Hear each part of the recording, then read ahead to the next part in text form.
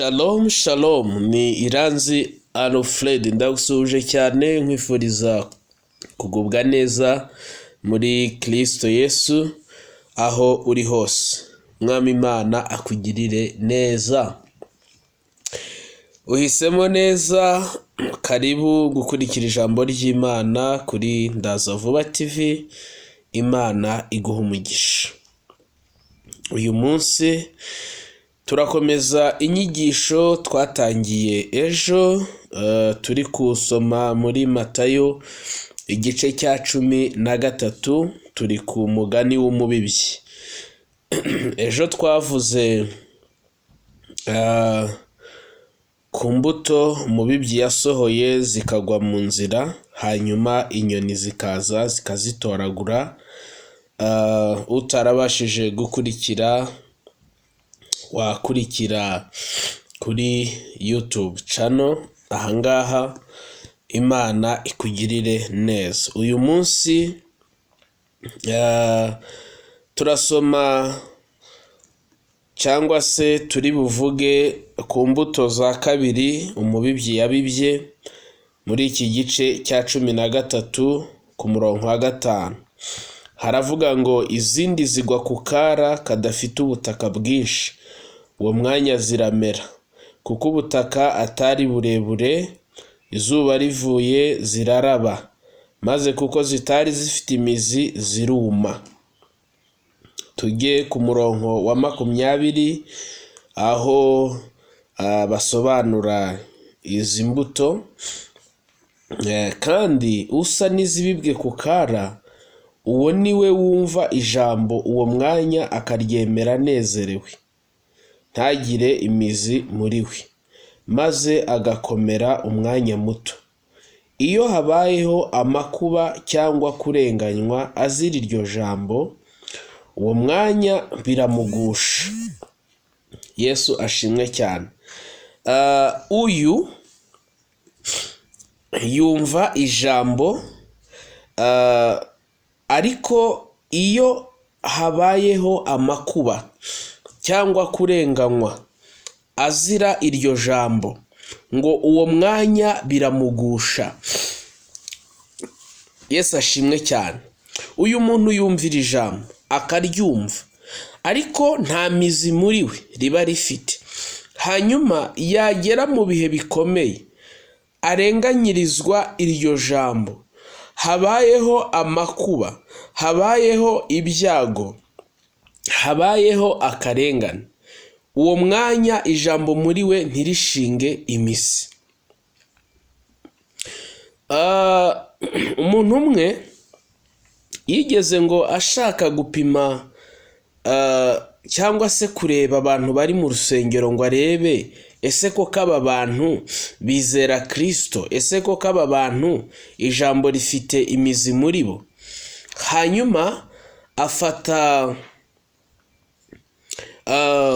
afata ikintu kiri su forme y'imbunda, hanyuma ashyiramo ikidonko cyapurizaga umwuka uhumura, perfume. Aragenda yinjira mu rusengero, hanyuma abwira abantu ati rero uwumva yizeye cyangwa se uwumva ahamya Kristo agume hano turamurasa, uwumva atabishikamyemo asohoke.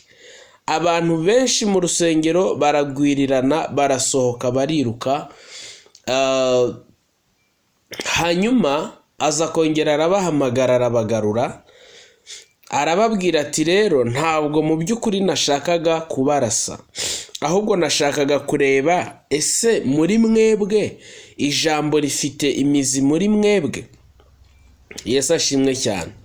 Hanyuma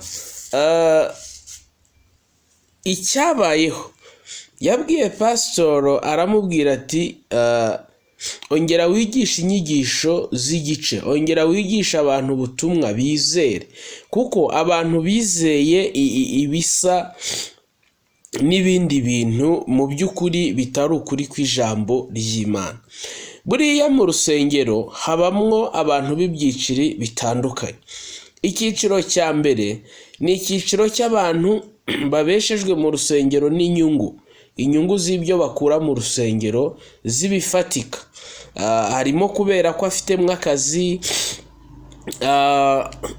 harimo kubera yuko umwana wafashwa n'umushinga, inyungu z'ibintu bifatika. Bene abo bantu ntabwo ari uko bumvishe ijambo, ntabwo ari uko bizeye. Iyo habonetse impamvu zituma za nyungu babonagamo zivaho, nabo bavamo bakagenda bajyana nazo. Icyiciro cya kabiri cy'abantu baba mu rusengero ni abantu babeshwamo umuco, kwanga ko bazamutuka ngo urakabura idini, akabeshwamo n'umuco kubera ko ahari umuntu usenga, sosiyete ifite ukuntu imufata, bafite ukuntu aho bamukarasa, umuntu akabamo muri ubwo buryo. Icyiciro cya gatatu ni abantu baba mu rusengero mu kigare, uburyo bw'ikigare, kubera ko yabonye n'abandi bajyayo nawe akajyayo. Icyiciro cya kane ni abantu babeshwa mu rusengero ibibazo, kubera ko wenda yumvishe yuko hari abasengera abantu bagakira, akajya ari icyo ngicyo gusa kimujyanye, kubera ko yumvishe ko ugiye gusenga hariya atahana ikiro cy'isukari, akajya ari icyo kimujyanye, kubera ko yumvishe ko umuntu usengera hariya iyo ashyingije ibintu nk'ibyo, ariko mu by'ukuri atari uko ashaka Kristo. Hanyuma hari icyiciro rero cya gatanu cy'abantu bari mu rusengero ariko bategereje kugaruka kwa Yesu. Abo barakijijwe, baramwizeye, bategereje kugaruka kwa Yesu. Yesu ashimwe cyane. Abo rero ntacyo wakora ngo bahungabane, nyine bashinze imizi. Niyo habaho kurenganywa, niyo habaho amakuba n'ibyago, abangaba barakomera. Yesu ashimwe cyane. Rero aba bantu bumvira ijambo ntirigire imizi muri bo, rikinjira mu gutwi kumwe rigasohokera mu kundi, abangaba bahora bahindagurika. Ibije byose, amakuba n'ibyago bibikubiseho, birabanyeganyeza, bagahita bava muri bya bindi bari bumvishe, kuko ntibyigeze bigira ubuturo muri bo. Imana itugirire neza cyane. Ndagusengera ngo ijambo rigira ubuturo mu buzima bwawe, ijambo rigira imizi mu buzima bwawe, kuko nibyo bizagushoboza kubasha guhamya mu gihe uzahura n'ibiguhinyuza, uzahura n'ibiguhagarara imbere, bikubwira ngo biza guhinyuza ibyo wizeye. Imana ibikubashishe, Imana ibigushoboza. Usenge, wizere, usabe imbaraga kugira ngo ubashe guhagarara udatsinzwe n'uburiganya bwa Satani. Ndagushimiye ko uteze amatwi, ndagushimiye ko ukurikiranye ijambo ry'Imana. Imana yo mu ijuru iguhe umugisha. Shalom, shalom.